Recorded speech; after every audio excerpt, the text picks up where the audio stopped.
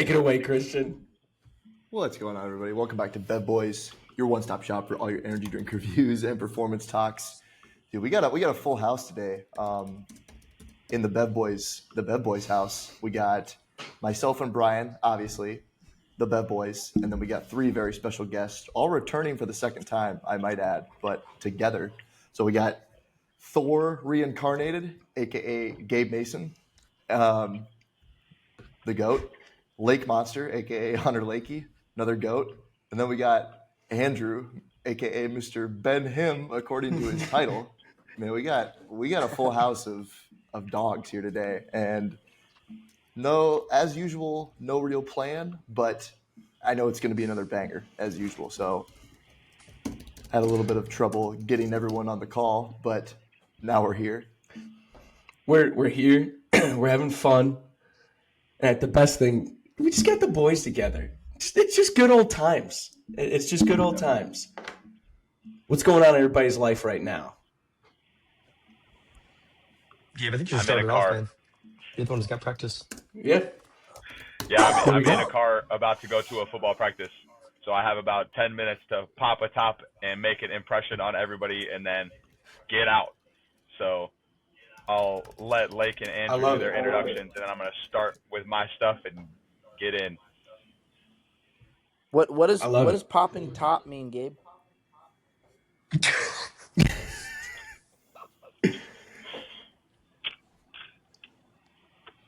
And if you know me, this is the one thing that you'll always see me with in some capacity. A clear American, it's a sparkling water.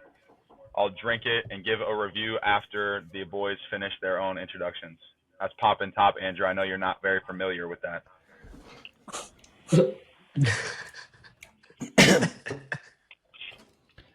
I got a question here. I think this is one of those great ones, right?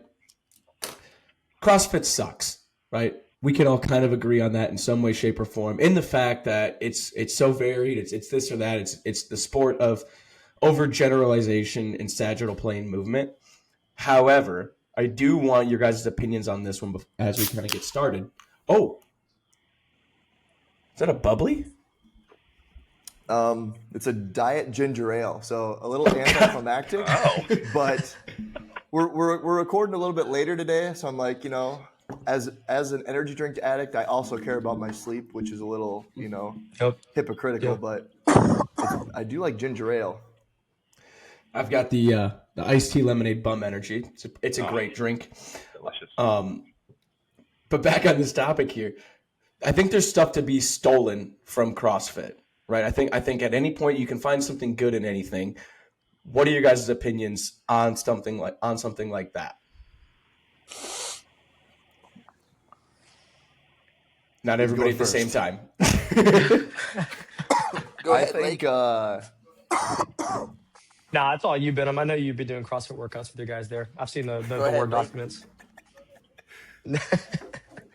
Gabe, you take it away because you're the one. Yeah, I'm gonna say my stuff because I have to go anyway. All right, I'm probably the one that has the most experience actually doing CrossFit in the group, having trained with Coach DeMarco, having done CrossFit for a relatively long amount of time, just in a periodic type of way.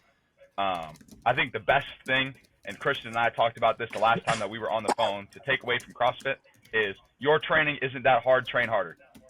That's really all CrossFit is actually about. CrossFit is about pushing yourself to a limit that is different from things that you've experienced before, taking yourself to the threshold of whatever your body's capable of doing and trying to continue to do things when you are at that threshold. And again, a lot of the times within performance, we try to take a look at what that threshold is, trying to meet it, push past it a little tiny bit, but we're also carefully taking injury mitigation in mind. We're trying not to put kids in uncomfortable situations, knowing that outside factors are going to have some sort of influence on what's happening. For CrossFit athletes, they don't care at all about that. It's Monday through Friday, Saturday, Sunday. In some capacity, we're looking at periodization within a form of fatigue management all the time. So while I'm fatigued, I can still train hard. And if I'm not training hard, then I'm not going to progress. So at the end of the day, in my opinion, CrossFit is really good to teach yourself that you don't train that hard and that you should push yourself further, faster, harder, more aggressively, and see how your body adapts if you really want to get to that high output level of performance that you're looking for. Yeah, I love that. I think that, and as well as like the competitive aspect, like if you've ever been to a CrossFit gym, like the environment, I think is one of the things that they pride themselves on, like the culture of CrossFit, whatever you want to say about it. But it's a bunch of people probably at varying levels of fitness and skill, but they're all getting after it, like Gabe said, every single day. And I think it's interesting too, because I was having a conversation with one of our coaches. I'm gonna in a wraparound way relate this to baseball, because like Gabe said, CrossFit is every day. You can still train when you're tired, and much like major like professional baseball, you play every single day. Everyone's always tired, but you still have to train. So that's kind of an interesting similarity they have there. And as well as I think something that gets a little bit overlooked is, yes, CrossFit is the sport of, just working out, but there are a lot of skills that you tend to have to learn throughout the sport, especially if you're just getting into it and haven't had to do things like handstand push-ups, handstand walks, gymnastic type of movements that not a lot of people do when they typically go to the gym. That's just not something that's, traditional resistance training. So I think that could be something that we can take into account, is like exposing people to more of those skills. I think that was the one thing that I appreciated about being at Elon. Like, I think Nick does a good job of not letting, obviously he's very into CrossFit, but he doesn't let that influence everything in his training with the football team. But there are some things that do fit into that. And I think he did a really good job of that with like sandbags, some of the handstand stuff that you guys have been doing. So I think it has its place like anything. And I mean, what is sport performance training? It's like a culmination of taking a little bit from strength sports, a little bit from the bodybuilding realm, a little bit from CrossFit, and making it into a holistic program to help you get ready for your sport. So that's my take on it. Dude, French, you get my brain fired up on those 2 points right there. It's like, I think the guy in your org, like Garza, like he put out a thing a while ago that was like, yeah, man, everybody wants to look at their Whoop watch and say, oh, well, I didn't recover well, so I can't train today. Like, might as well make it a recovery day. And it's like, we've gotten so fragile as like either like athletes have, or like there are some coaches out there just like, yeah, we're just not in the right spot today. We're not 100% optimal. And it's like Gabe said, like sometimes when you're the best time to train, the best time to be able to get after it, and is when the results are less than suboptimal that you're getting. But I also say this too, and you kind of took my point on it, about the variability of CrossFit. I think there's something to say about the variety and the variability of being able to do a wide variety of things across a span of time that maybe doesn't necessarily correlate to the everyday things that you do within your sport. So like you said, the handstands, the back bending, all of the stuff. Like, I had a great conversation with a coach a while ago that was like, yeah, man, like the things that we do differently for the guys who are in the middle ground, like they're pro guys from baseball, like who are either in the minors or they're in the college level and maybe they just haven't hit that hump yet, is like we're giving them so much variety and so much exposure to different stimuluses and intensities and just hard stuff in general, that we are essentially creating a bigger map for these guys to be able to utilize when it comes to their sport or even just within training. Like, I think that's a huge thing for athletes to have, is just to be able to have multiple tools in your tool belt to be able to pull from and build experience. And, it just makes guys more capable at the end of the day. Like, as strength coaches, I think it's our job to make athletes adaptable, not necessarily adapted. Do you guys think it's easy for a coach who does CrossFit to implement that into his program? It's just like a natural thing for them to do. Oh, I do CrossFit, I'm going to do this for my athletes. I think there's like, oh, go ahead, Christian. I would just say I think it's easy to go too far on that and have that take the whole theme of your programming. I think the challenge is seeing what pieces actually fit and what can actually be helpful, as opposed to being like, we have the stereotype of like, okay, the strength coach is a power lifter, So the teams he coaches just power lift. I think it can go too far. I think the harder thing is to know to what degree that can overlap with the sports you train, to me. That's where I was gonna kind of head on this. Is I think it's really easy to go overboard and like say you're in CrossFit, so all of a sudden they're doing a ton of gymnastics movements or maybe like the oddball like strength oddity stuff, or then just hammering home Olympic lifts versus or in on the other end of the spectrum like the obscene amounts of volume at maybe just a set intensity. I could see that being the thing where they get into trouble, and I think it's really easy for somebody to do that where if you have the idea in your head of this is something that I think will be beneficial, say in somewhere in a sport where shoulder injuries tend to be predominant, whether it be baseball, football, any of the contact sports, wrestling. And that's when you're like, well, now we're going to add in handstand variations or like pulling variations in a non-conventional manner, like with ropes and things like that. That's when you'll start to see things be very fruitful.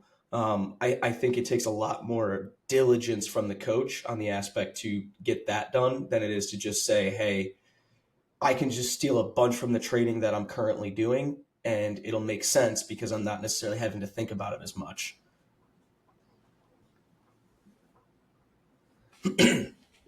Lakey kind of pulled up a good point though, and it really brings back to last week's episode when we had Josh on, and it was really kind of talking about like the HRV, the whoop scores, things like that, and like the anti-fragility aspect.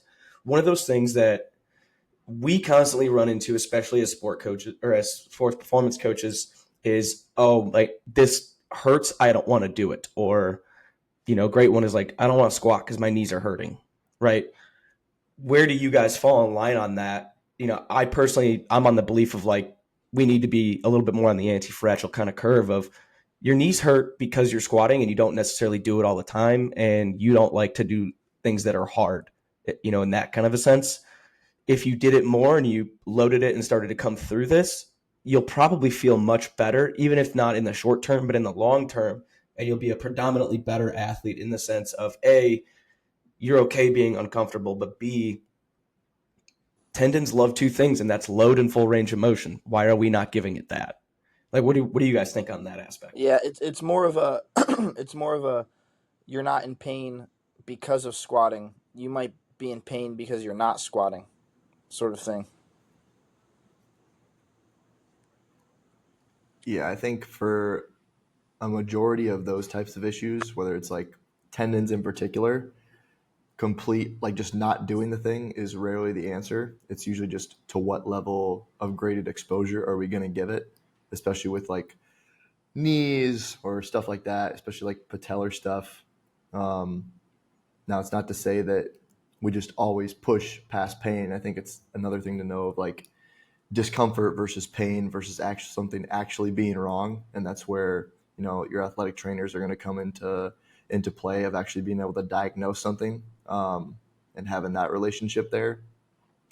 But I think it's weird because the anti-fragile thing got really popular, and I think for good reason. I think it's a good thing that we're kind of embracing it, but to know the difference of when to push and when to not, I guess, is the bigger question. Gabe, I'll let you go Yeah, because I know you have to go. I was just say, yeah, just because I have to leave in about 2 minutes. The number one thing that I talk to everybody about, and you guys have probably heard me say it all because you work with me, is that movement is medicine.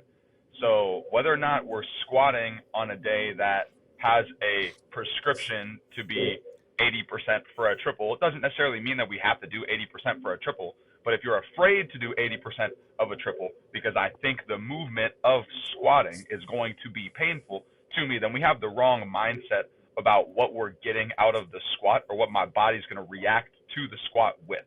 Have you done a goblet squat on a slant board today? Great. Was it painful? Great. Yes, no, up the chain, down the chain. There's so many ways that we can get to this end goal that whether or not you're afraid of the pattern or whether you're afraid of the pain is going to be the dictator of whether or not you're actually going to get better. Because unfortunately, we can rest all that we want, but my body loves movement, and my body wants to push nutrients through it with blood, which means I have to provide it with a avenue to do that through movement. And because I have to leave, I'm going to leave with a 9.8 rating for every clear American that I like, which is black cherry and orange cream. And I love all you guys so much. I hope the rest of the podcast goes great. And I'm out. Hell yeah, Gabe. Love I you. love you, guys. Gabe. Appreciate you. Appreciate you, man. That's how you drop. Andrew, I just got a that's how you drop the notification that mic the right Eagles there. just won it.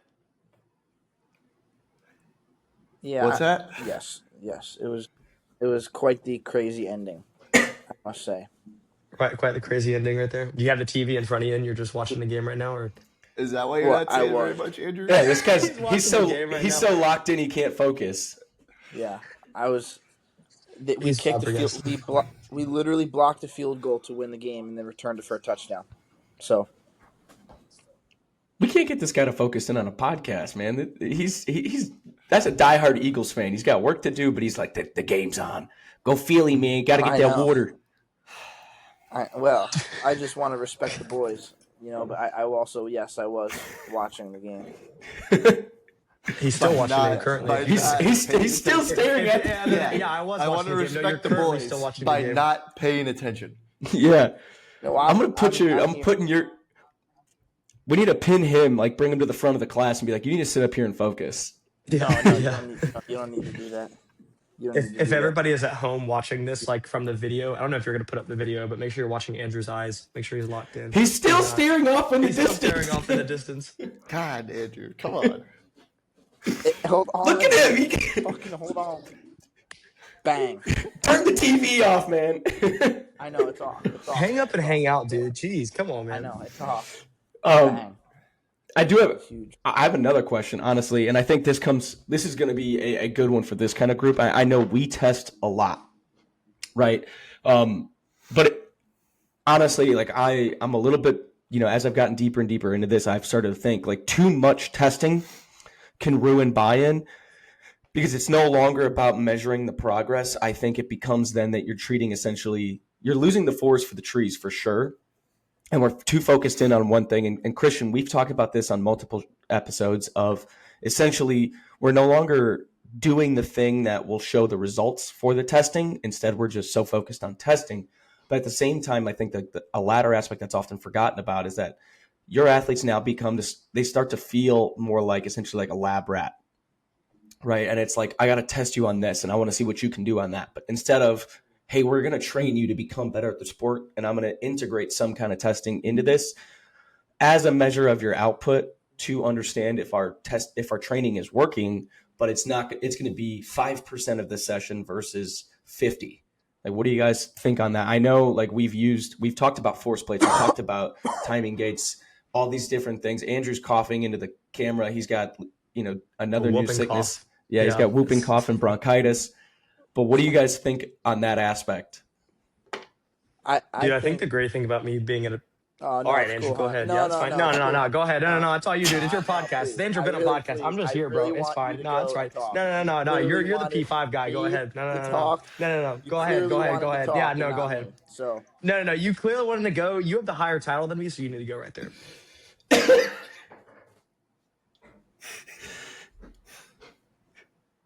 The floor is yours. Please, You got to talk, man. Please, Andrew. Please. okay. What I was gonna say was,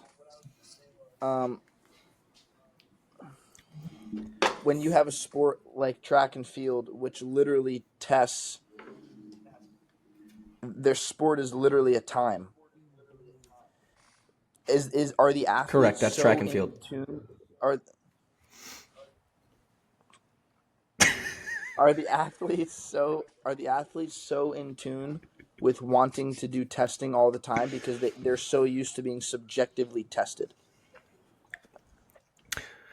That's a fair thing, and I understand that. Now, I want you to reframe that entire question in the sport of baseball.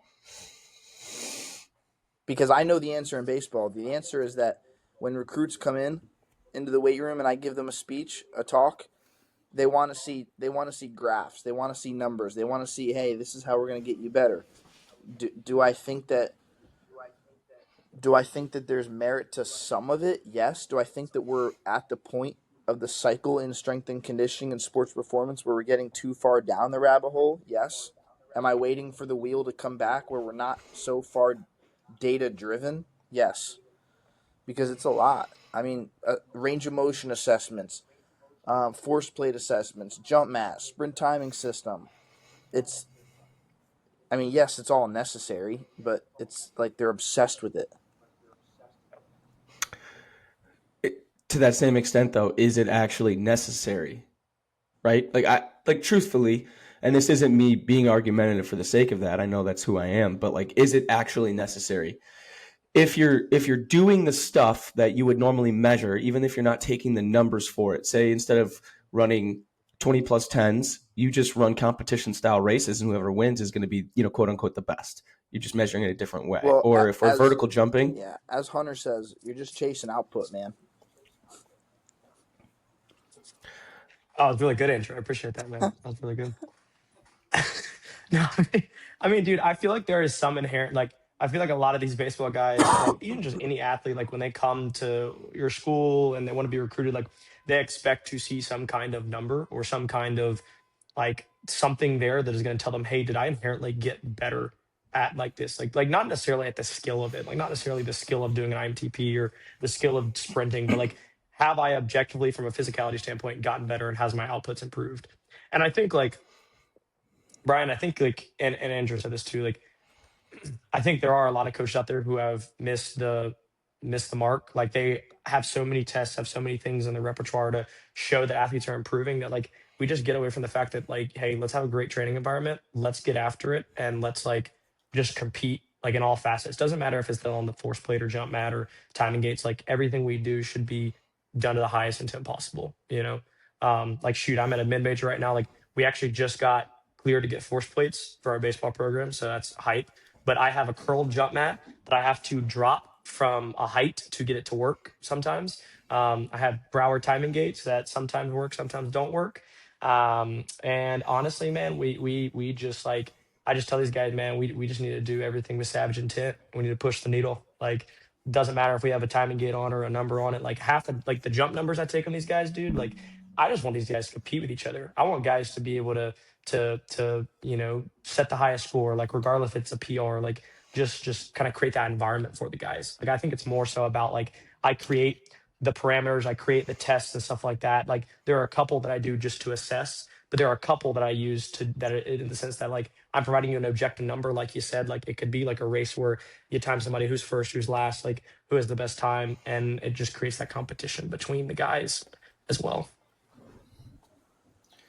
Yeah, to me, anytime the testing takes away from the actual training, that's where we probably need to take a little step back. Like, I've even had times, like, we'll do CMJ on the force plate, but, like, a coach has to be over there, and usually we're going to do that on a lower body day. But that means one person's got to stare at an iPad and run guys through force plates, and then that might be half the lift, and you're missing all the fun stuff. You're missing the compound, you're missing the A block, B block, and that, I get why we do it, but I think I'd push back on how often you need to do actual testing. And I wouldn't say, I think you need to compete and have intent every single session, but do you really intend to find, like, steady, like, if you find steady improvements every single week in your training, that's probably means your guys are getting more detrained and more fresh. You're probably not putting them into a hole.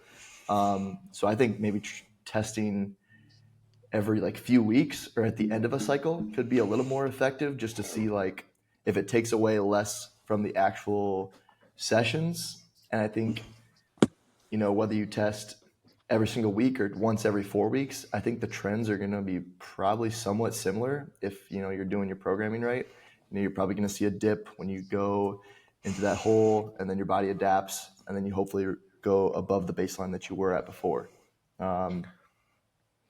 No, I like the point that you made, late. Like, at the end of the day, like, the intent is what matters. And I think that's, like, most strength coaches would agree with that, but then they'll turn around and try to do all the testing they possibly can to get all that data. And I think it's also partly because it's a way to show people that we're doing our job, especially for, like, if you work at a place where your administrator, whoever your superior is, they don't have quite as much knowledge in your field. It's an easy way to say, okay, here's what I did. This is before and after. I did my job. versus, I know like for pro baseball, like front office wants to see something, everyone wants to know that like they're doing their job. So I think to an extent it's to kind of prove our worth a little bit. And, you kind of have to play the game a little bit. You're probably gonna have to do some of that stuff sometimes, but when that's your whole job, just trying to get numbers to say that you did your job instead of focusing on actually having your guys train hard, which at the end of the day is like, to me, like that's got to be the most important thing. That and their relationships, that's where it goes a little bit too far. I mean, what do you think about private I agree. facilities? Like, that's what you See, just explained, like trying to prove your worth with numbers. That's, I'm not going to say all of them, but that's how private facilities can market themselves. Because they're that's hey, we train athletes. Okay, so does everyone else. What separates you? Well, we took this kid's 2010 from a 104 to a .97. Just theoretically, like I'm gonna want like you're gonna want to train there if you keep seeing over and over and over of bodies changing, sprint times going down, weight going up. Um, like that's private facilities, French. You're trying to prove your worth with tangible data. to the same extent, though, are we kind of getting further from the point of it's not necessarily always about proving the worth now, much less you're using the data to protect yourselves, not prove value, right? Like a lot of the times, instead of just saying like, well, we've improved this and we've gotten better at this, it's now become, well, this athlete got injured, and you're holding on to that data to say, well, it's not my fault they got injured. How much of it is honestly at that point where we're at as a field? I'd say it depends on the situation you're in. I'd say like some programs, like I mean, if you're in like I think a lot of coaches like when they're in a fearful situation, like use that as like the end all be all. Be like, yeah, hey, we suck at the sport. Like we're not great. And in essence, to keep my job and to keep where I'm at, it's not my fault. I have these numbers. I have this data to show, like you said, Brian, that we don't inherently have any issues with that. But I think for the most part, I think most people are in a good spot where like I don't think they ever have to think like that. But I think as a byproduct of it, you do have that information there to kind of save your ass if need be. It's yeah, it's like almost like an insurance policy. Yeah. But what do you do if you get to a point where the sport coach only cares about the data that confirms their bias? Say, hey, our aerobic capacity, our VO2 max, et cetera, this thing or that, we're able to work up to 8,000 yards of tempo volume. We're aerobically fit and we're making it through the session. Our heart rate data is showing this. Our top speeds are showing this on the GPS. Our accumulation, our work to rest ratio has shrunk. We're able to recover, all this different data. And then they just look at you and say, it doesn't really pass my eye test. I don't think they're fit enough, or I don't think they're fast enough, or I don't think they're strong enough, but you have the numbers to back it up. What's like the counterpoint to the person who's trying to figure this out and kind of go in there? Loaded question. And I understand that. Like it's a loaded fucking question. But like, what do you do then? I mean, Brian, dude, that exact scenario is something I'm pretty familiar with. I think at the end of the day, it comes down to having a serious conversation and saying, all right, well, what is your definition of fit?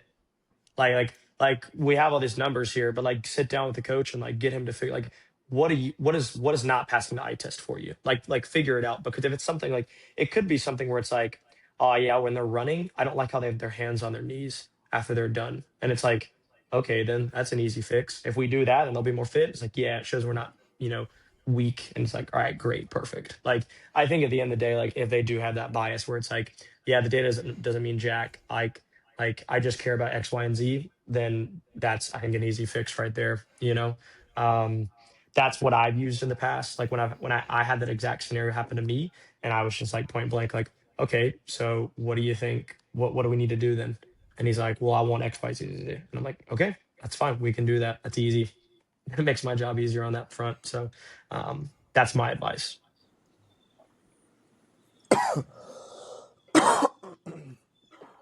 The only thing you can do is show them the data, and what more, like at the very surface level of it, what can you do besides if they're not buying into it? What else is there to do? Here is the data that's saying we're more aerobically fit. Here's the data that's saying we're stronger. We are more powerful, like with whatever KPIs you choose to show. If you're not willing to believe these numbers, that their resting heart rate went down, etc.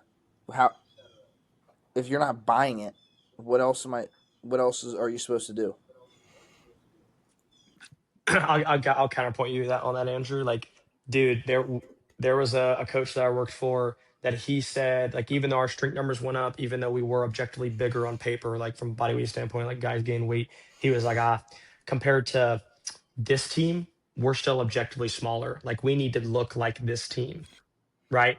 And it's like, okay, like at the end of the day, man, like sometimes it's literally just like Brian says, the eye test, man. It's like sometimes like they don't care about these older coaches don't care about the numbers or the data. They just care about what they know. And for most of them, they didn't have the technology, they didn't have it. They just want the eye test there. You know what I'm saying? You know it, Andrew. I know you do. I've had multiple conversations with you about that. So it's like at the end of the day, just kind of tailored to what they want. I mean, because this is another thing. It's like, how far do we dig down that rabbit hole of satisfying your head coach, who sometimes is the one who pays your checks? Like, how far do we go about satisfying the head coach beyond just like, and then getting away from our actual like performance duties?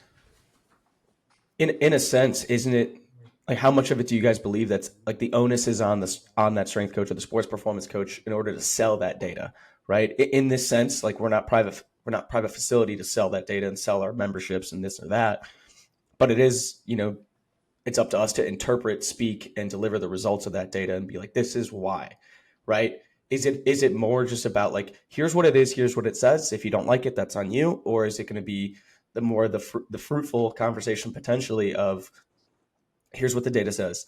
This is how we can kind of interpret it. This is probably where we're lacking. This is what we're doing right. I think we're heading in the right direction. And then having that, I guess a longer in-depth conversation within that smaller piece to make sure that coach understands where you're coming from on the data point and saying, all right, well, if they don't look as big, but we've added 10, 15 pounds of essentially lean muscle mass and we're faster and our force production's up, our max strength numbers are up and we're doing everything right. What is the limiting factor, right? And then it comes down to the inevitable conversation of, well, we're just not there. And it's like, are we not there because we started at, 225 and I put them up to 240, or are we not there because we started at 165 and we got up to 210, right? Is that a recruiting question? Like, where does that conversation go? Is the onus on the strength coach to then interpret and deliver that data in the most digestible fashion to be able to be received well? And when it inevitably goes to one of those points where it's not necessarily the problem that you're creating, but the one that you're attempting to try to solve, how you communicate that effectively to the coach who is essentially, for lack of a better term, creating that problem with what they're bringing to the table. I mean, I think it's just conversation. Like, I think like I love my staff here at Georgia Southern because I can have genuine conversations. Like our recruiting coordinator, I've had genuine conversations with him about our guys. Like, hey man, like talking about them, like, look, like, this guy, he's not the guy who's gonna, you're gonna look at him along the league and be like, yeah, this is, this guy looks like a D1 ball player. Like, it's like, he's not tall enough. Like, he came in at like 160. Like, he's like, there's not much, like, I can't, if you want him to get to where you at, where he needs to be, then you better go to every antique store in town and start rubbing lamps, because you better find a genie to figure out if you can get him to the point. But other than that, like, what's that face, Andrew? I see that face. Nah, say something right there. Go ahead. I twitched. My eyebrow twitched. I have nothing to say. Yeah, I'm sure. Yeah, I've known that face. I know that face before. My eyebrow's been twitching lately. I don't really know what's been going on. Yeah, I'm sure. It's been twitching for about 5 years, hasn't it? Sounds like a calcium imbalance. Yeah. I don't know. It's weird. It just happens sometimes.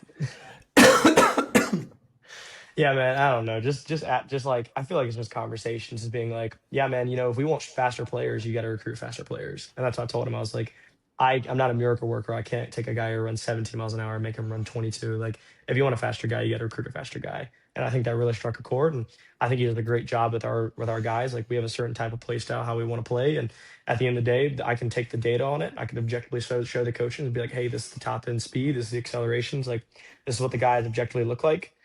Like that. Maybe we can add, like I'm realistic with them. Maybe we can add a mile or two, maybe like two is pushing it, but like, this is who you recruited. This is what we got. And this is kind of where we can go from there.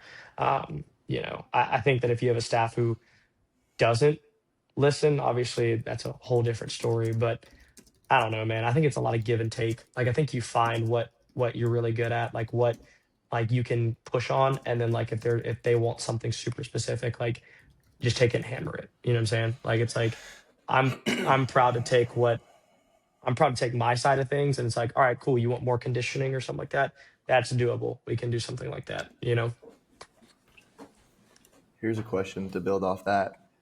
If you guys theoretically say are like interviewing for a job, like what you would consider like a big time job for you or a dream job, and you find out during the interview process that the coach like doesn't align with like your views on like how to use objective data and how that plays into like developing the team, would you still take the job or not?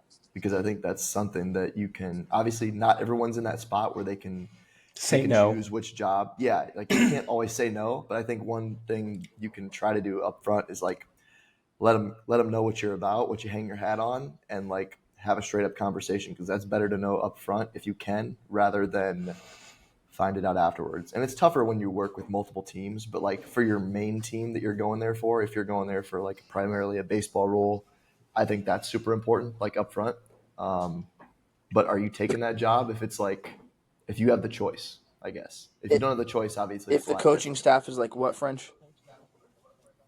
So if you tell them, all right, this is what I'm about, using objective data, this is the way I like to train, objective data, this is how we know that we're improving, this is what I can affect, this is what I cannot affect, and they're just like, old school, or how much misalignment are you willing to put up with, I guess?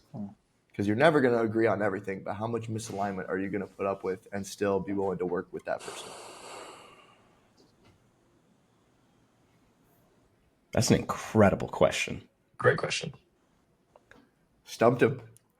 Look at him think. He's either thinking or he's watching the game recap of the Eagles right now. My TV's over here. I'm all good. Did you see that tush push? Because I'm thinking about. I'm just thinking about how to word this here. I guess my rebuttal kind of to that, French, is: are you asking the right questions on the interview? Are you asking? I think a lot of people don't. I don't think a lot of people even think of that. Are you asking? Especially early on. Because I will tell you what I have. Not a secret, but just like a little like tip for my own career is that you never know when an interview is going to pop up or what you need to be prepared for anything.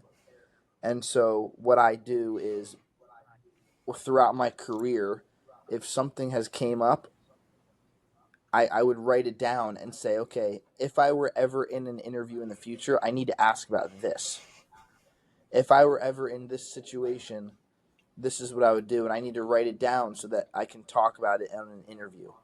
Like, just so that when I get to the interview, I can ask the right questions based off of previous experiences. And so, let's say you work for a staff that doesn't believe in data. You need to be able to, on your next interview, formulate the right questions so that you know exactly what you're going into if you accept the job. I like that a lot. I think with that, a lot of people are a little, everybody when they interview, it's likely for a job that they do want. A lot of people don't interview for a job that they are not interested in, right? Whether it be, we've all probably been in an experience where we've interviewed for a job that we're like, it's neither here nor there if we've gotten it. Just knowing our conversations around each other of like, I'm going to interview for it. I'm going to see what it's about. you're in that instance, you're very comfortable asking those uncomfortable questions. However, there's people out there, or like the first time you were interviewing for a big job, there's the job that you wanted, that you really, really wanted. You didn't want to come off as like that smug person, or the person who's going to try and be problematic within the interview process before you've even taken the job. What's your advice to the people who are going to be in that position where they're looking for, Andrew, for you, like they're looking for their UVA, their version of that, or their Georgia Southern, or their Cubs, their Elon, right? When they're trying to get in those interview processes, what's the advice for them to formulate those questions in that? And when's it the appropriate time to bring it up? Is it during the tour while they're discussing things? Is it, at the end when they hit you with the, hey, you got any questions for us? I find What's that situation look I like? find the interview process very interesting and intriguing. I study the interview process a lot because a lot of people take interviews as just taking shots off the chest. They're just getting hit with a question, and you never fire back. It's supposed to be ping pong. You're supposed to fire back. They hit the ball to you, you hit the ball to them. They hit the ball to you, you hit the. It's never just you taking shots the whole interview, and then at the end of the interview, it's never just like, "Do you have any questions for us?" That shouldn't be the first question that you ask. That's the first thing that I would tell people going into an interview is, what are you curious about? And then you need to be able to formulate something in a way that you're answering the question, but then responding with something that you're concerned about, interested in, so you're interviewing them as well. And so they ask you about what is your sprint, what does your sprint program look like? Whatever, very, very vague. But like, what does your sprint program look like? You say what it is. I also measure data. How do you guys feel about subjective and objective data? Very basic way that you can incorporate what you're trying to ask. Okay, this is my sprint program. How do you guys feel about people who, or have you had people, do you measure a lot of exit velocities? Because that's also going to give you a tell. If they measure exit velos, if they measure all this stuff, they're probably going to be into it. And it's also having a feel. If they don't measure that stuff, they're probably not going to be all for your sprint timing systems and your force plates and all that stuff. So,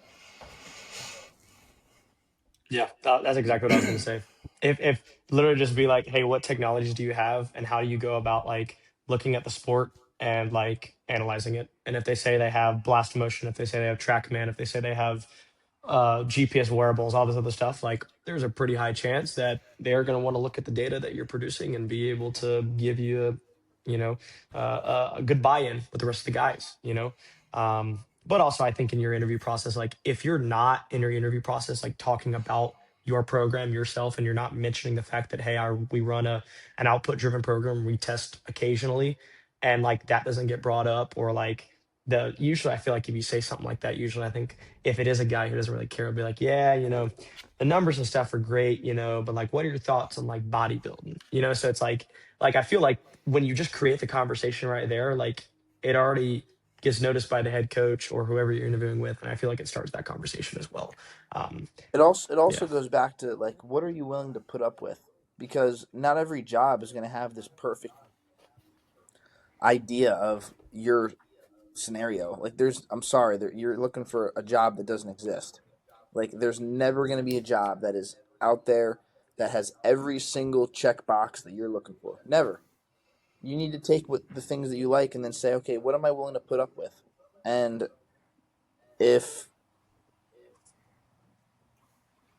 they want something that is like no data, is that something you're willing to put up with? Is that gonna interfere with your beliefs? And that's what I would tell that younger strength coach that's maybe going for a higher end job is like, what are you willing to put up with? Because this is a sad thing to say, but there's a lot of strength coaches that would take a job because of the logo, and they would forget, and they'd be blinded by the fact that they don't align with the coaching staff. Alignment is a really big thing. You need alignment to succeed. But they get blinded by the logo, or they get blinded by the situation. Oh, it's one sport. Oh, it's this amount of money. And then you get there and you're like, well, shit. This staff doesn't see anything that doesn't, they treat me worse than the intern. You know? So with that, there's a golden nugget I think that everybody is kind of thinking about here. You mentioned you had a list. You mentioned you had a list of these things that you've wanted to talk about in your interview processes. And give me a couple of those questions that have come up that I know this is just, you got it somewhere on your phone. I know you. It's in a notes app somewhere. Right there. It's in his hand. Make sure you pick the right list, Andrew.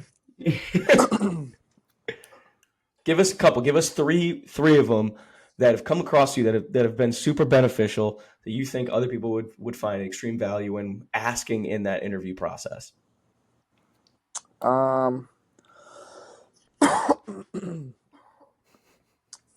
So like,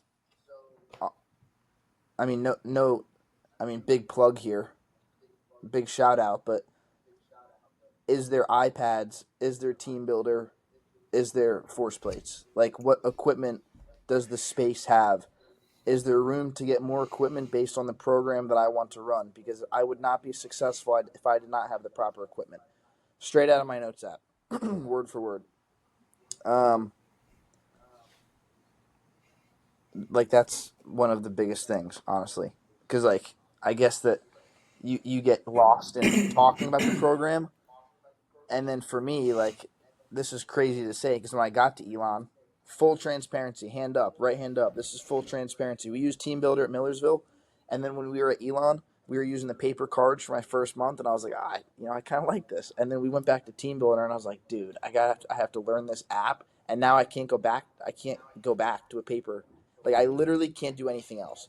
And so if I was taking another job, it's like a non-negotiable. Do you have iPads? Do you have Team Builder? Because I'm not programming on a whiteboard, like Excel spreadsheet.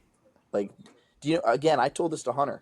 Do you know how many midweek modifications I have to make? An Excel spreadsheet does not allow me to do that. I would be killing the entire forest behind my backyard right now with all midweek modifications I would have to make. So, hey, you know what? If you have iPads, I'm in. If you don't, I'm out. From like a more personal standpoint, or like a staff alignment kind of thing, like what's one of those questions that you would really ask? What do you think would be super valuable outside of like your speak of like with data? In terms of alignment, Dude, I think go ahead, Hunt. Yeah, in terms of like, yeah, go ahead, Hunter. I was literally just gonna say like how do you guys do anything outside of the weight room? Like I think I asked that when I was leaving Elon, dude, because we had such a tight knit group at Elon that I was looking for something like that. I was like, I actually asked that on every single GA interview I was on, or like full time job, or whatever. I was like, what's your guys like what do you guys do outside of the weight room? Like, are you guys pretty close with your staff? Like transparently. I was like, like, is this something where you guys just show up to work every day and clock in and clock out? You guys never see each other, or do you guys actually do something outside? And some you could tell like the staffs who were like, we go out for ice cream, and it's like, all right, that's great, cool. That sounds tough. You So lied like, straight to my face. it's like you can definitely tell when they get caught off guard by that because it's like, yeah, we do nothing outside of that, and it's like from an alignment standpoint, I feel like it's like if everybody in the room, yes, you have different programming, different beliefs, but like if everybody in the room can like end the day and go out to eat or like go see a movie or something like that, like I feel like that's the best like uh what is it, like alignability you can have to just know like, hey, like we all have the same goal in mind and we're all trying to do the same thing with what we have. And it's like, if I feel like if it's the other way around, it's a shit situation, then like probably not going to be any interaction outside. You know what I'm saying? Like I feel like if you're going to be in a bad spot, the human element is just like non-existent. Yeah, like to the extent of, you guys spend 10 to 12 hours a day with each other, right? Is that staff tight knit enough to where it's like that's not enough, and you guys want to be around each other in a more personal matter? Do you guys want to go watch the Eagles game when you're supposed to be getting on your podcast with your buddies? Do you want to go grab? Do you guys want to go grab some food after work? Do you want to hang out outside of this, right? Is it more than just, hey, we share an office, we come in, we clock in, maybe we'll hit a lift with each other and then we go back to work. And at the end of the day, we don't ever want to talk to each other outside of work. Is it one of those things, or is this going to be an enjoyable experience for me when I come in? Like when I have to come in for a 6 a.m. group, am I like, oh my God, I hated this place. Everything sucks. Or is it going to be like, this ain't so bad. I'm with my buddies. What did you guys do last night? Did you guys catch the game? That kind of thing. That's a thing I think is an under, I guess, sought value when it comes to selecting the job that you want to be happy in. It's like, they can be the perfect job, but if everybody there is, I don't want to say miserable, but in the sense of like, they're not tight, like it's probably not as good as it appears on paper.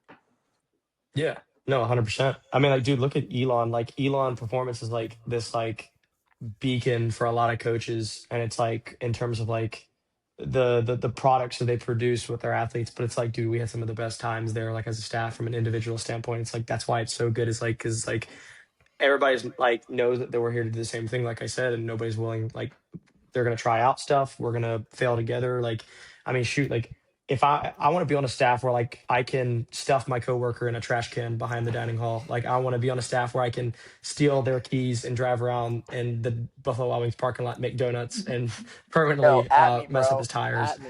Um, Okay. or like take really bad photos every single day of this guy and then hang them up everywhere in his office. You know what I'm saying? Like it's just And like, then get like a 4-foot tall poster of and then those get really a bad photo photos. tall picture, which just so happens to be our group chat photo as well, which is also that, like that's the kind of mindset that I want between my staff, just like a little bit of camaraderie there, like I feel like that already tells you enough to be like, dude, like even if we didn't have team builder and we didn't have the technology and it's like you guys are so close like that, I guarantee you if you just had a conversation like that, to be like, hey, I think I'd like to explore something like this. If they're going to support you in everything on the floor, like even outside too as well, I feel like the trickles into the point where it's like, I appreciate you bringing this to me. Let's think about it. Like maybe we don't have the money right now, but maybe we can find Well, it later. that's part of it. Is let's be honest. At the very core, at its foundational root, every strength coach wants to feel appreciated and recognized and supported. And so it comes down to how do you find those in the interview process? How do you feel appreciated, recognized, and supported? How can you dig that out? Like that's a hard thing to find out on an interview. Am I going to be appreciated? Am I going to be recognized? Am I going to be supported? Because everyone can talk about it in the interview process. It's a recruiting speech. I mean, if you're in an interview process, you're probably down to one of the top 3 candidates. They obviously want you or are interested in you. And more times than not, sorry, you're going to call a spade here. More times than not, the decision's already been made when you're in the interview process, whether you're going to get the job or not. And so you can hear tone in the interview process. Yeah, when you get here. Yeah, what are some things you want if you were to get this job? Hey, we're going to have you meet with this administrator and just put together some stuff of things that you maybe would be interested in if you got this job. Like, if you're the guy or not. And so how do you know if when the honeymoon phase is over, are you going to be recognized, appreciated, and supported? Yeah, it's a fair way to put it. French, you got anything right here? Otherwise, I got a couple ones we can get into, but I want to give you the opportunity. I think those are all really good points. Like, does the staff train? I'm sorry, but like, you got to train in some capacity. You don't need to be the fucking biggest, strongest dude, but like, you got to be able to rip a lift with the guys you're working with. And then do they all like? It's good to have people that have kind of different viewpoints too. You don't want just people that are going to agree with each other all the time. Lakey brought up a good point. Like, I like to ask them like what they like to do outside of like interest outside of like S&C is big for me. What they like to learn outside of like strength and conditioning. Nothing wrong with if you don't have that, but like it just kind of gives you a little bit of a glimpse into like who they might be as a person beyond the weight room, so to say. And that's good to know that they have some layers. So other than that, I think you made all the good points. Speaking of supporting right now, French, what t-shirt you got on right now? I'm repping Hybrid Velocity here, baby. Shout out to the guy that helps host this podcast with me. So Get a little. That's right. I got that jersey swap photo still in my phone from when French and I traded dude. T-shirts. That was the shirt he Free gave me promo. when I left to go to UVA. Him. What shirt did you give him? Nothing. I still don't have a UVA shirt. Still doesn't have a UVA shirt. Brian, have you got those golf shoes yet? Have you gotten them yet? Nothing. I haven't gotten shit. He was supposed to visit me too, and he never came back to You visit. I mailed them. You didn't get them? You must not have gotten them. I mailed them. Oh, You moved. nice. You probably sent him to the wrong address, No, Andrew. I must have. Yeah, I didn't get I swear, probably 2 months ago. I can't believe you haven't gotten it. Did you send it to his old house? September 21st. No, I mean Burlington, North Carolina is where I sent it. I think there's only one Brian Chikuski. Anywhere in Burlington, North Carolina. Anywhere. I sent it to the town hall. You didn't go there and pick it up. You still have to go grab I it. really think there's only one Brian Chikuski in Burlington, North Carolina. So There's only like 2 in the entire United States, and the other one's my dad. I don't. Your dad just opens up the package like, oh man, new He's like, these are pretty sick. They're sick. Brian, check these out. He hits me with the, thanks, man. Should have got what I got. Should have got what I got. And this Andrew Behnam guy just sent me this stuff, man. That's crazy. So anyway, that's go ahead, Brian. Those are my thoughts on the interview process. Okay. That's fine. Yeah, whatever. Andrew, that's fine. That's fine, dude. I got one for you.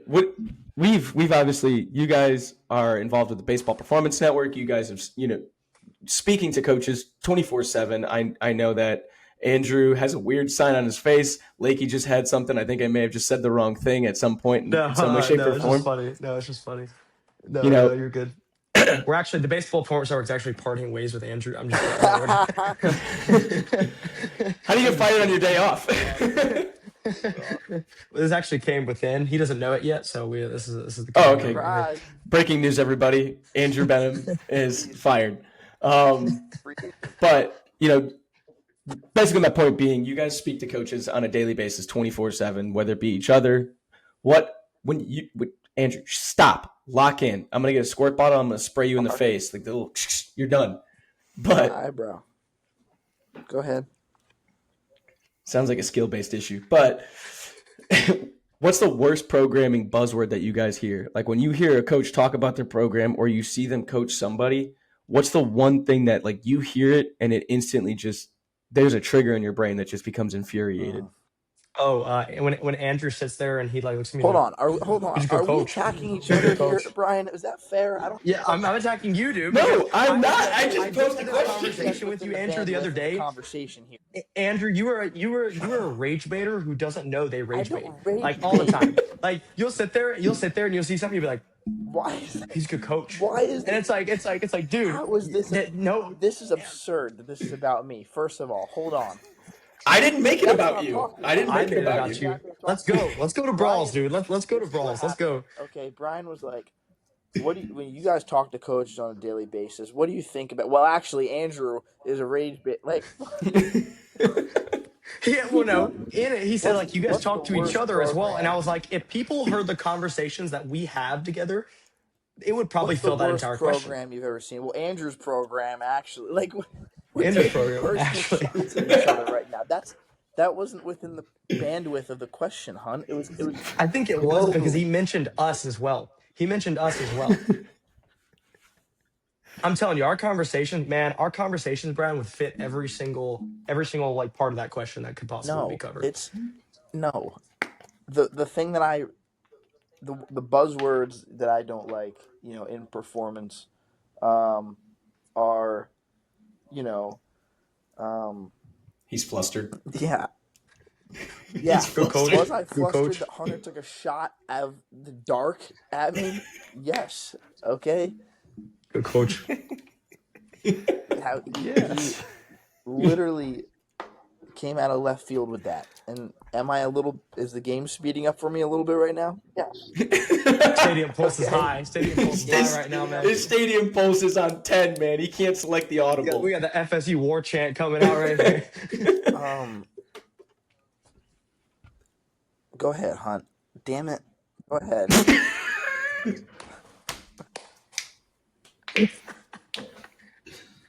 Hey, I'm gonna say this. Yeah, it's like, dude, when people say like, "Oh, they're a good coach," and it's like, necessarily that it's not a good like program, but you're like you're too. I think it's the scaredness to be transparent.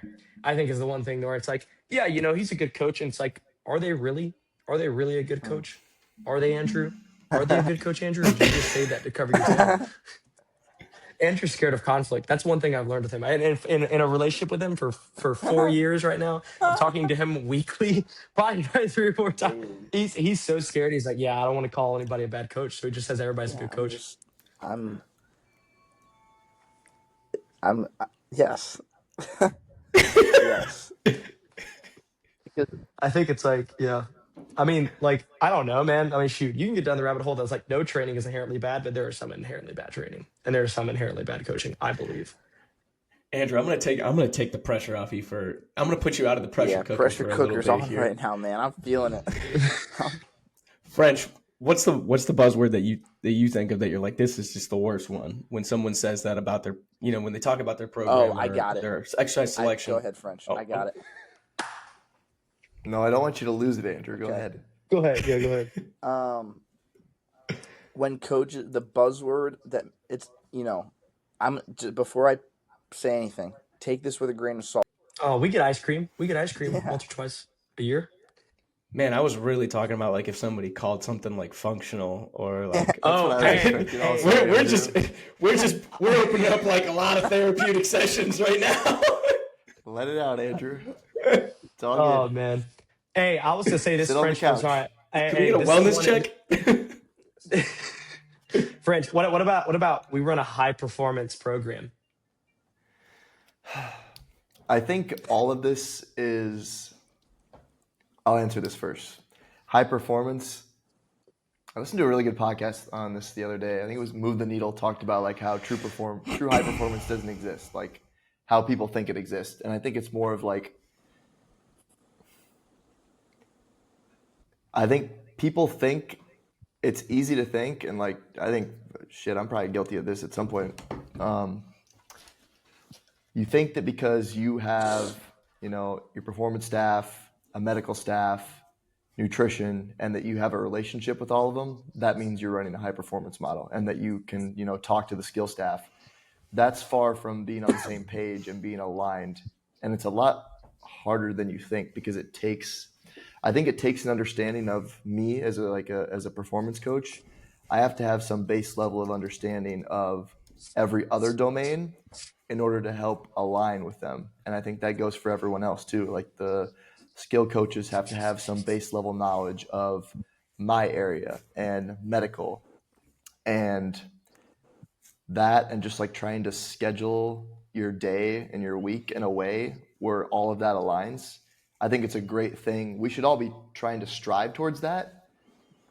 But if it's in the situation like you said, Lake, like if you say you run one, you probably don't run one. Like if you think you got it, you probably don't got it. You know what I mean? Like it's probably a lot harder than you think. And it's often the people who kind of say like we're striving towards that. That's the ones who are probably a little bit more aligned with it. Yeah. Well, and it's tough because it's like you're probably just limited by even where you're not limited by like tech and all the fancy stuff, like just the sheer number of like people that you probably need to have, around someone like that. I think it's probably easier to do in like an individual sport like track and field. If you're a high level sprinter, you have your sprints coach, you might have a performance coach. They may or may not be the same person. You have your manual person that does manual therapy. You have your physio. I think that's a little bit probably more realistic. But even then, how are you going to get that in a team setting if you need 5 people for every single athlete? Like I'm not saying that that's how it has to be, but I think it's a lot tougher than, if you just say, all right, we have all the departments, we run a high performance model. I think you're leaving a lot on the table and you're probably sorely mistaken to me. I think if it's also the fact of like, oh yeah, we run a high performance formula.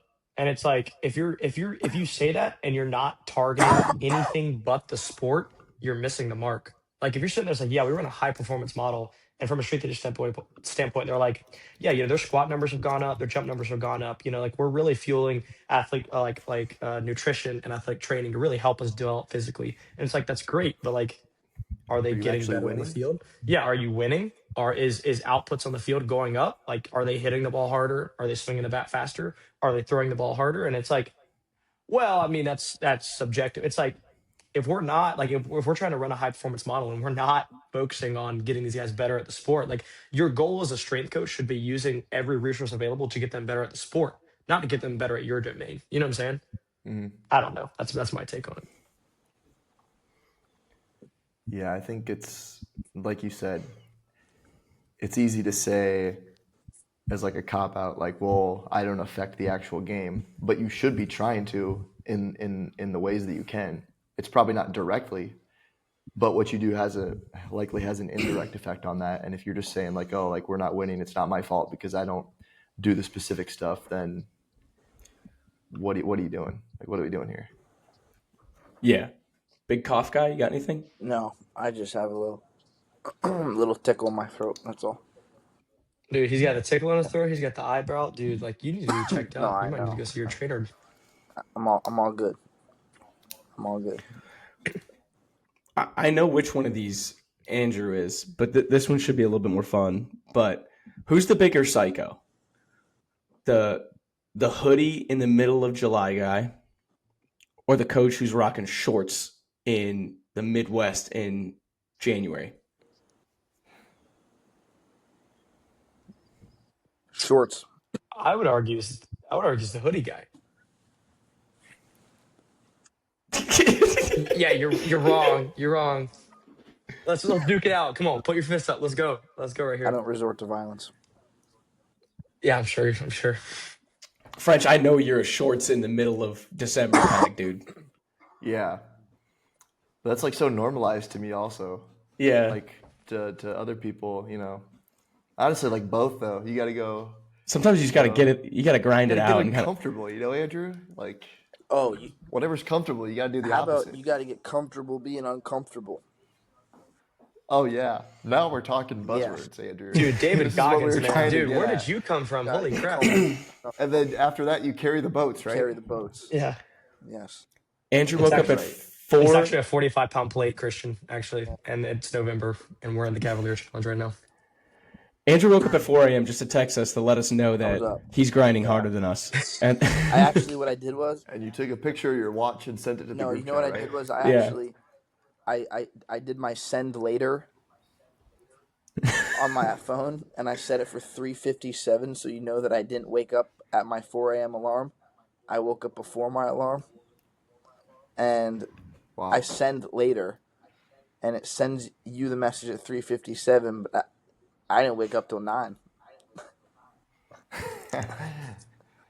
That's like me and Andrew. Like whenever I call Andrew leaving work, I'm like, "Are you in the office?" He's like, "Yeah, I'm in the office." "Are you in the office?" I was like, "I was just about leaving, but I'm actually going back in the office to sit here and be here later than you are." And it's like 8:00 at night. He's like, "Well, screw you, man. I'm being here longer than you are." We're both just got our backpacks on, was waiting at probably the door, at the waiting for the range. other guy to leave the office. That's the other thing too. Yeah, you probably were. Is like, hey man, I was here for 14 hours today. Cool, man. I went to the golfing range. Like, we were not the same people. So Andrew, who's the guy at the range? Because that's not It you. is me. It's not you. I know that's not you for a It fact. is me. You're the 14-hour guy. It's all right, man. so I- I want Go ahead. I bro. want Go ahead. I want to flip the script here. Right. French and I've probably rambled too much asking questions. But French and I are normally the people who ask all the questions here. I want you guys, let's flip the script. I want you guys to ask questions to prompt I a wasn't conversation. prepared for this. I know you're not. I'll do one. Okay. Go ahead, Hunt. I'll do one. Let me just flip it on Hunter. All right. So if we're on a river, right, me and Andrew, and we're on a log, and we're doing one of those log running things or whatever, who is the first one to fall in the water? That's tough. Like there can be physical violence. Like there can be pushing, shoving. Like out of me and Andrew, who's hitting the deck first? I don't know if anyone's hitting the deck first. I definitely feel like Lakey's gonna just forget about the log in general and jump on Andrew to pull him into the water. Together. Just like, you're coming down with me. Yeah. Like I think you're big on like this. It's not even about the log anymore. Like I just want to see you go in. That's a kamikaze. I'm thinking Lakey jumps in the water, goes under, and then comes up and gets out. Andrew's legs. Yeah. From behind. He doesn't even see it coming. Yeah, the log is a construct. It's just a construct. Doesn't exist. As I say, it's for the greater purpose. He's coming out like old like Rambo, where like he's still breathing in the water. You just see his eyes, and I got the knife in my mouth right there. It's like coming up and just grabs his ankles, pulls out from under. Andrew's ribs hit the log, and then he's like, "Ugh!" And he just drags him slowly into the water. I have a question, but it's geared more towards Brian. Assuming French, you don't golf. But I need to ask the question. Only mini putt. Okay, only mini putt. Brian. I'm a lefty. I got fucked. Yeah, you know. Yeah, he doesn't have clubs just readily available. Brian, if you were on a par 3, 180-yard shot, you had 24 hours to make a hole-in-one.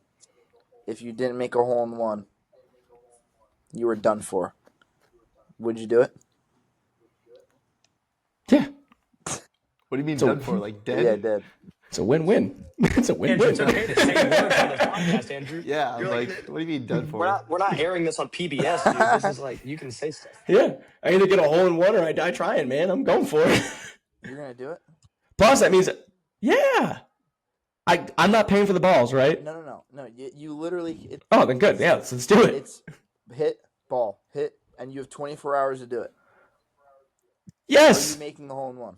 I know, like, you're trying. I don't. Like, that I don't know. That's the question. I mean, are you making the hole-in-one? Did I have a range session beforehand to dial in on that little baby you draw? You have 24 hours. Range session. You have 24 hours. I want to prep. I don't just go onto the course without getting a range session.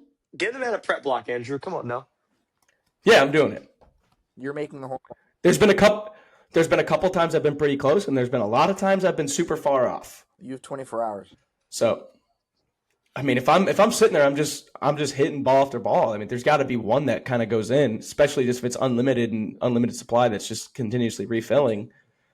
The likelihood of the statistical analysis says that if your dispersion rate is not that far, you're likely going to have a good shot at it, depending on the type of green. But I'm going to give it a whirl. I'm going to go for it. Well, lucky for you, I'm not a coach that believes in data, so. Luck is for losers. How about that? I don't believe in data. I'll tell you what. Instead, I'm going to put you in place with the pin, and if I hit you... Does the likelihood go up with that, Andrew? I'm not hitting any pitching wedge. I'm pulling the 2-iron out, and I'm going straight stingers. I'm coming straight for you. All right.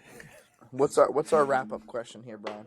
What do you mean wrap-up question? You're done? You have to go? I'd say, wow, you have to Gabe go? late Okay, and come Mr. in late P4. and then leave it They're early. already off, Wow. brother. They're already off. Newsflash. They won the game. Arrive late, Be a team leave player. early. Hey, team over me, brother. All right? Team over me. I know you're not a data guy. Be a culture guy. How about that? Be a culture guy and be here for the culture. Yes. You'll do 14 hours in the office, but only an hour and 14 on the podcast. What the hell? Yeah. My other question was going to be like, out of these two individuals, all right, a guy who works on an offshore oil rig for 2 weeks at a time, or Andrew Behnam, who spends more time in a 2-week period doing their job?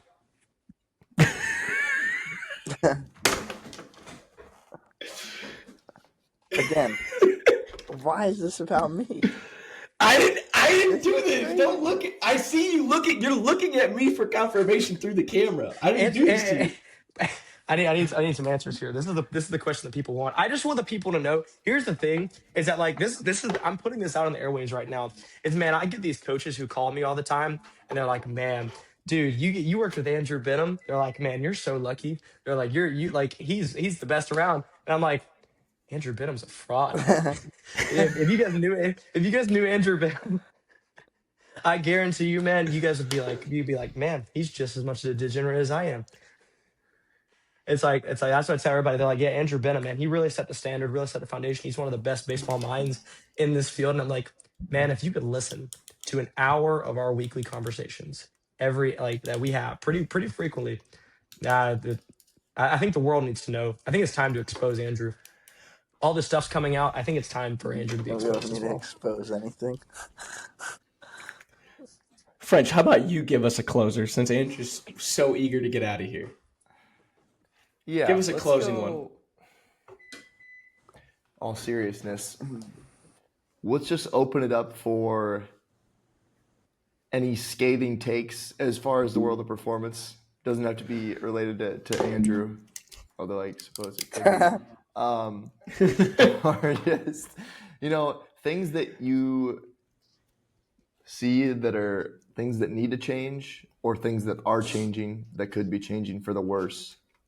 In which you can refer back to, if you remember your takes from your last episodes. You can refer build back to off those. You can come up with something completely different, or just something that you think is going to be super pertinent to the field in the future that maybe not many people see. It's kind of off the radar for now, or something that's going to disappear that's on the radar now. Could be anything. Go a lot of different ways with this.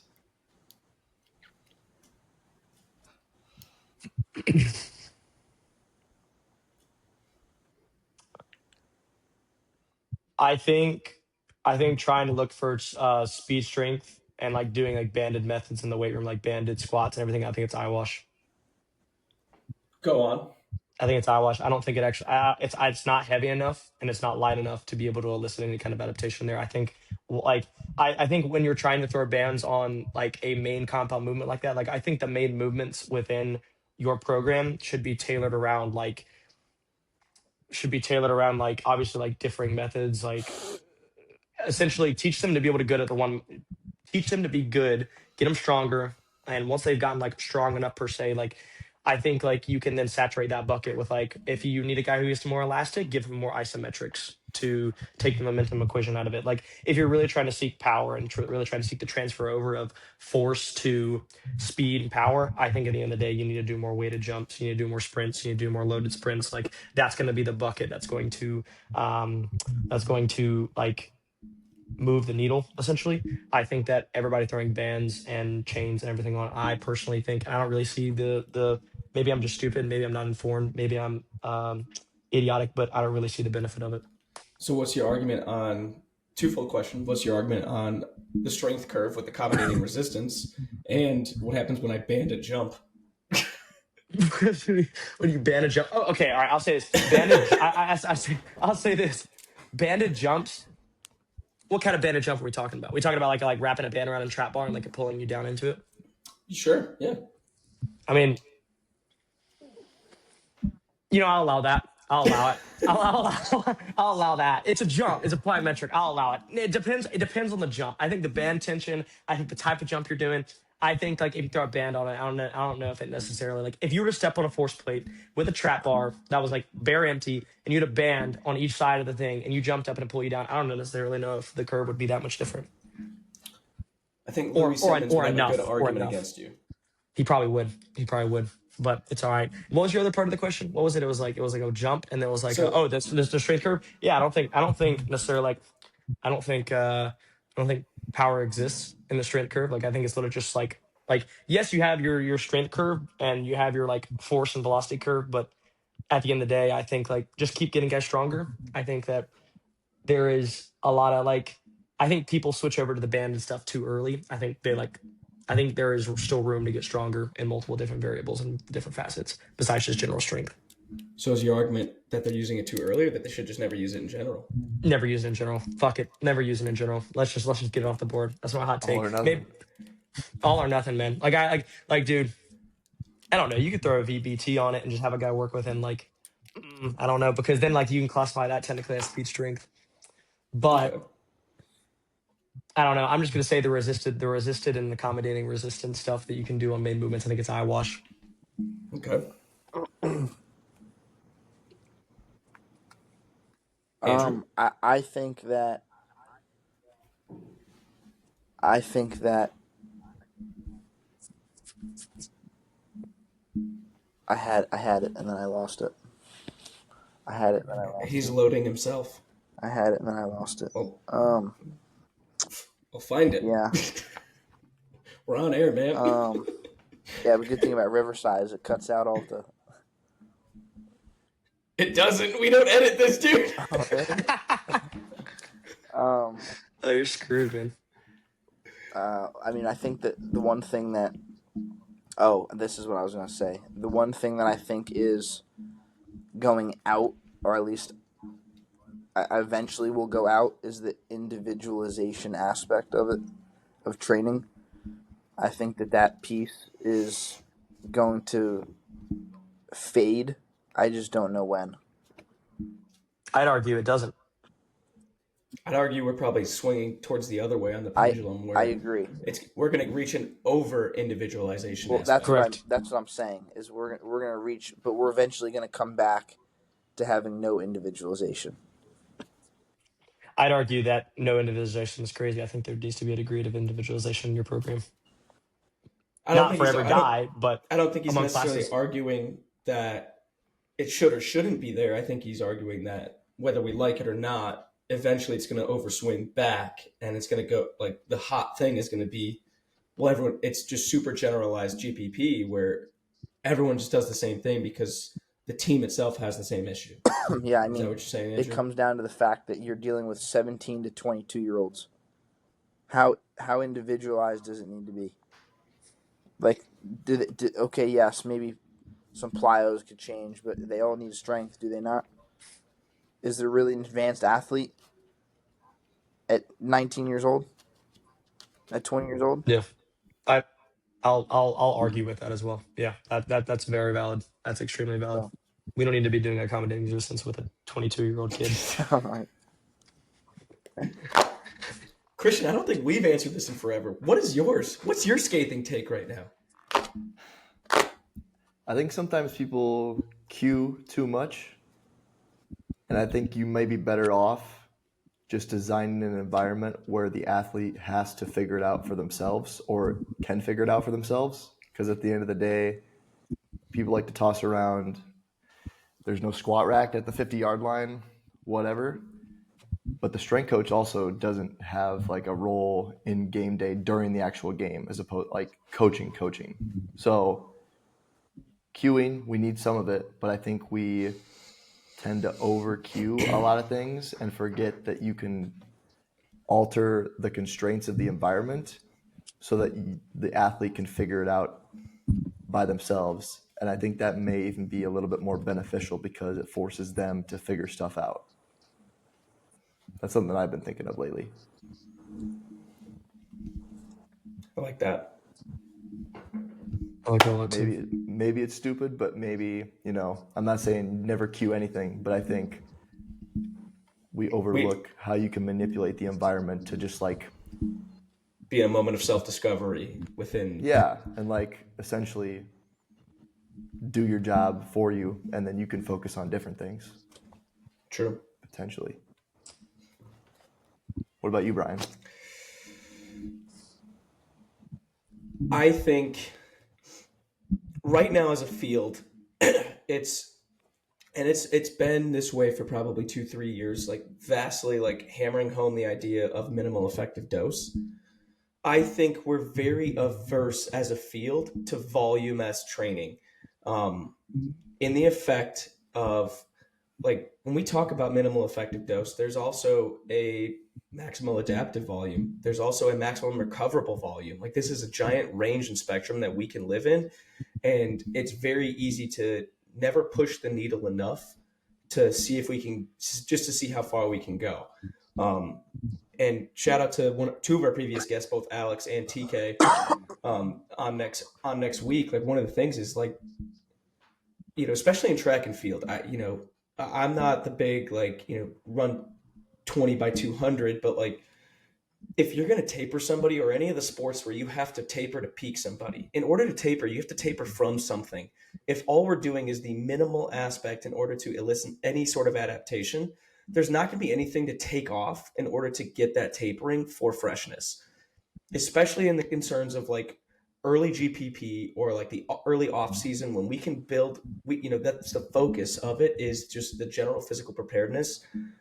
We need to give volume, and it's depending on the athlete, the level of athlete, is it a female athlete, is it a male athlete, however you kind of go through it. Some of them, some athletes are just more averse to putting on something that's super heavy. So in order to get the repetitions, in order to build strength, if we can't get progressive overload in the simplest of fashion of adding more weight than each time, it's like, why don't we add more reps? Why don't we get them more robust as an athlete in order to then build that confidence, build the strength to then peel back and say, now we're going to load it more. I think that's where we've really fallen off, I think, as an industry, is we're too scared to do something like that. And it might just be an ignorance aspect of like not understanding truly what that maximum adaptive or the recoverable volume would be. And so it's more comforting to hang back in the minimal effective dose. I like that. I like that a lot. Minimal dose, minimal results. Exactly. Yeah. And it's like at some point, we've talked about it before, Christian, is like, if you want to make an omelet, you got to break a few eggs. I'm not saying go and destroy all of your athletes, but like there's going to be, you can't super compensate if you don't dig a hole. You can't come back out of the hole if the hole's not dug. So like you have to kind of go in and you're going to have some nicks and bruises. There's going to be points during your fall, or for us, like it's fall, but for your off season where people don't feel great. They shouldn't, because it's that Andrew, palm up right there. Got to be comfortable being uncomfortable, right? Brought the guy back into this. 4's up, right? But like, if everyone's feeling great all the time, you're probably not training hard enough. Yeah, you definitely are. Last thing I'll say. I love that. Undertraining leads to there's a cycle that a coach told me one time. You feel sore, so you undertrain. You undertrain, and then you feel sore, and then you stop training, and then you feel sore, and then you undertrain, and the loop just goes around and around and around. When you dream, you win. When you win. ham sandwich. I would like to say something before, like, we kind of wrap up things. And Andrew, this has been weighing heavy on my heart this entire podcast, and for the viewers at home. But, I just want to, and I'm going to look in the camera for this right here, but I do really apologize for ripping on you, Andrew. That's not what I've intended to do in this podcast. And for the people at home, listening into our conversations, like Andrew is a really great guy, the most stand-up guy you can ask for. So to kind of wrap it up, Andrew, I apologize, for absolutely nothing. I hope that people take what I have for face value and understand that everything I said was the God's honest truth right here, hand on the Bible. Andrew Behnam is a phony and a fraud to the performance field. They had me in the first half. On that note, had me in the first half. Not gonna lie. On that note, boys, take a moment, tell everybody, floor is yours. Lakey, if you need to take another moment to take a shot, then go for it. Another moment. Hey, no. Hey, you guys can follow me on Instagram at AJ Behnam1. That's my Instagram handle. My name is AJ, not Andrew. It's AJ. So you guys can call me that. If you DM me, shoot me a DM and call me AJ. That's my nickname that everybody close to me calls me. You can follow me there. My old handle was AJ Behnam, and too many people were calling me AJ, and my name's not AJ. My middle name's Jacob. But I changed my handle to Andrew Behnam1. So that's where you can find me. Wow. So that's your first name, last name, and middle name. What's your social security number? Show the audience the credit card right here that you have on file. Anyway, just going to ask you a couple of questions. As always. It's like pull the tip bar around. It's like, would you like to donate 15 or 10% tip right here? As always, time with the boys can never be matched. So appreciate absolutely you guys having fun. No, and Andrew puts out good stuff.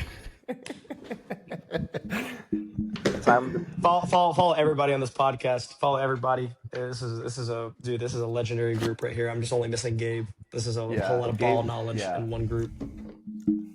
Gabe, we'll bring up Gabe for them. The absolute legend, Gabe Mason.